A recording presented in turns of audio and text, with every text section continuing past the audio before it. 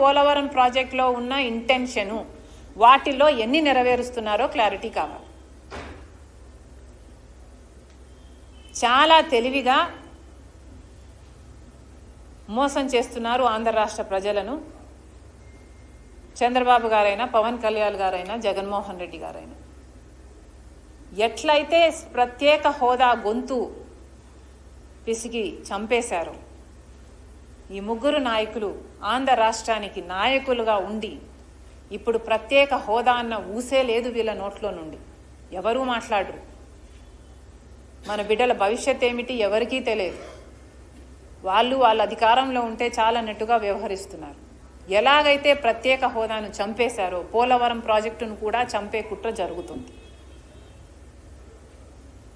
ఏ ఒక్కరూ కూడా, వీళ్ళ ముగ్గురులో ఏ ఒక్కరూ కూడా ఫుల్ స్టోరేజ్ కెపాసిటీ 45 మీటర్లో మేము నడుపుతాము అన్న మగాడు లేడు. అందరూ ఇదే నెంబర్కు కట్టుబడి ఉన్నారు. ఇప్పుడు పోలవరం ప్రాజెక్టు బీజేపీ పార్టీ మనకు మోసం చేయడానికి ఇంతగా కుదిస్తే మినిమం స్టోరేజ్ కెపాసిటీలో ఈ ప్రాజెక్టుకు ఇన్ని వేల కోట్లు పోసి కట్టినా కూడా దీని పర్పస్ తీరదు, సాల్వ్ కాదు. ఇది ఆంధ్ర రాష్ట్రానికి వరం కాదు. ఎట్లా చంద్రబాబు గారు జస్టిఫై చేసుకుంటారో చేసుకోండి. మీరు బీజేపీ పార్టీకి ఒప్పుకొని కేంద్ర బడ్జెట్లో ప్రవేశపెడితే మీ ఒక్కటి కూడా మాట్లాడలేదు. మినిమం స్టోరేజ్ లెవెల్ 41 మీటర్స్కి ఈ ప్రాజెక్టు కడతాము అని మీరు ఒప్పుకున్నారు. కాబట్టి ఎన్ని లక్షల ఎకరాలకు ఇప్పుడు నీళ్ళు ఇవ్వబోతున్నారు, ఎన్ని మెగావాట్ల ప్రాజెక్టు మీరు కట్టబోతున్నారు ప్రజలకు చెప్పండి. చంద్రబాబు గారిని డిమాండ్ చేస్తుంది. నెక్స్ట్ స్లైడ్ ప్లీజ్ ఏమో.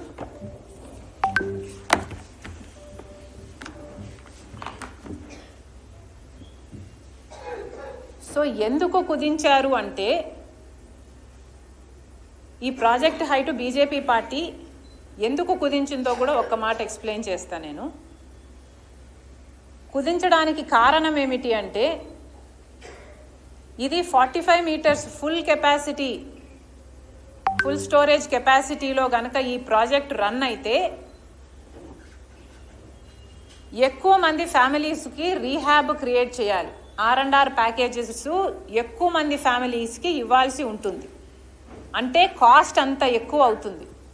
చంద్రబాబు గారు ఇంతకుముందు నేను చెప్పాను, చంద్రబాబు గారు 2017లో ప్రాజెక్టు అంచనాలు, రాజశేఖర రెడ్డి గారు వెళ్ళిపోయిన తర్వాత ప్రాజెక్ట్ అంచనాలను పెంచి 55,000 కోట్ల ప్రాజెక్టుగా దీన్ని తేల్చారు.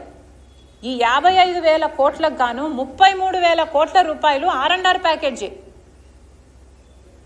అంటే కేవలం 22,000 కోట్లు మాత్రమే ప్రాజెక్టు కాస్ట్.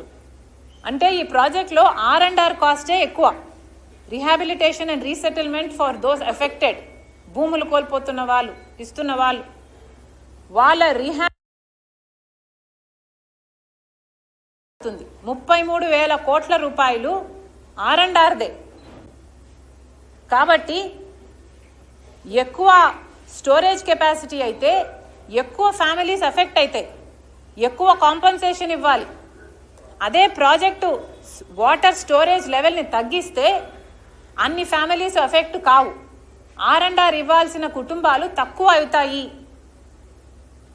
సో కేంద్ర ప్రభుత్వం మీద భారం తక్కువ పడుతుంది.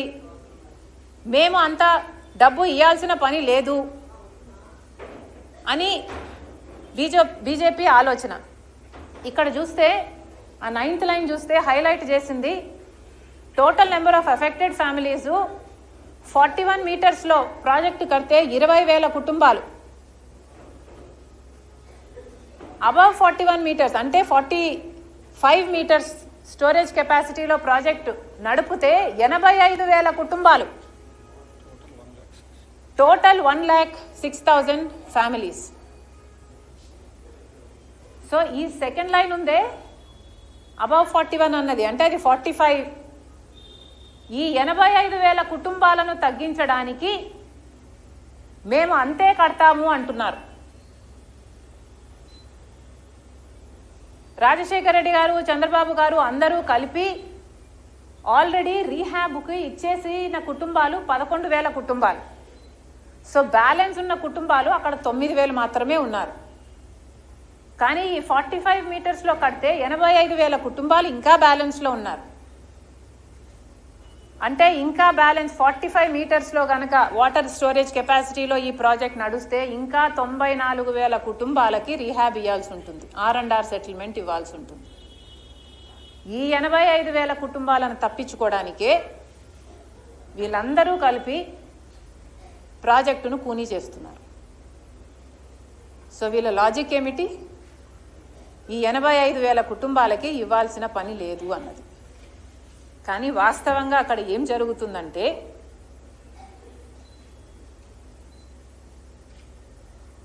మినిమం స్టోరేజ్ లెవెల్లో 41 మీటర్స్లో ప్రాజెక్ట్ రన్ చేస్తే ఎన్ని కుటుంబాలు ఎఫెక్ట్ అవుతున్నాయి?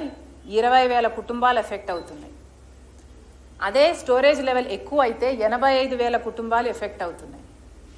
కానీ ఇక్కడ బేసిక్ ఆలోచన ఏమి ఆలోచన చేయటం లేదంటే వీళ్ళు కింద ప్రాంతం మునిగిపోతే పై ప్రాంతం వరకు నీళ్లు రాకపోయినా ఈ ఏరియా కట్ ఆఫ్ అయిపోతుంది. ఈ ఏరియా కట్ ఆఫ్ అయిపోతే ఈ పై ప్రాంతంలో ఉన్న ప్రజలు డైరెక్ట్గా అఫెక్ట్ అవ్వకపోయినా ఇండైరెక్ట్గా అఫెక్ట్ అవుతున్నారు. ఈ రోజుటి వరకు కూడా ఇవన్నీ ముంపు ప్రాంతంలో ఉంటాయి కాబట్టి వాళ్లకు రోడ్లు లేవు, డ్రైనేజీలు లేవు. ఏ ప్రభుత్వం కూడా ఒక్క కార్యక్రమం కూడా వాళ్లకు చేయదు.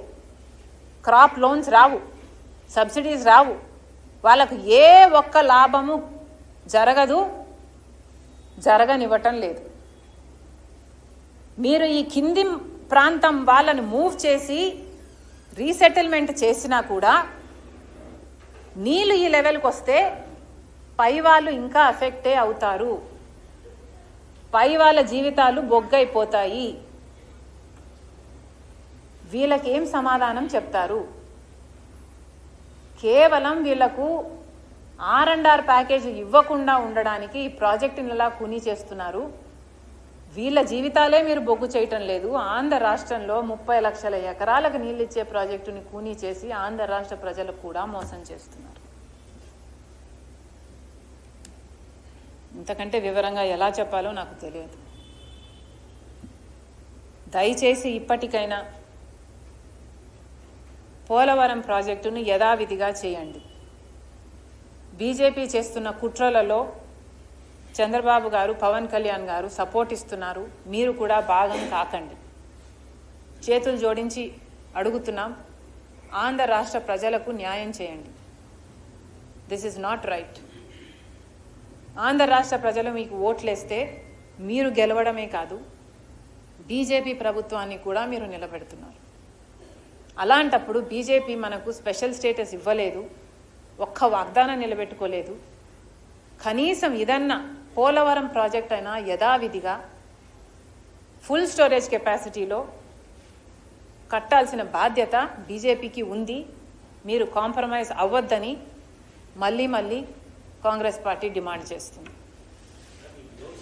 మళ్ళీ చెప్తున్నాం, ఒక్క కాంగ్రెస్ పార్టీ మాత్రమే రాష్ట్ర ప్రజలకు, అందరినీ కూడా గమనించండి,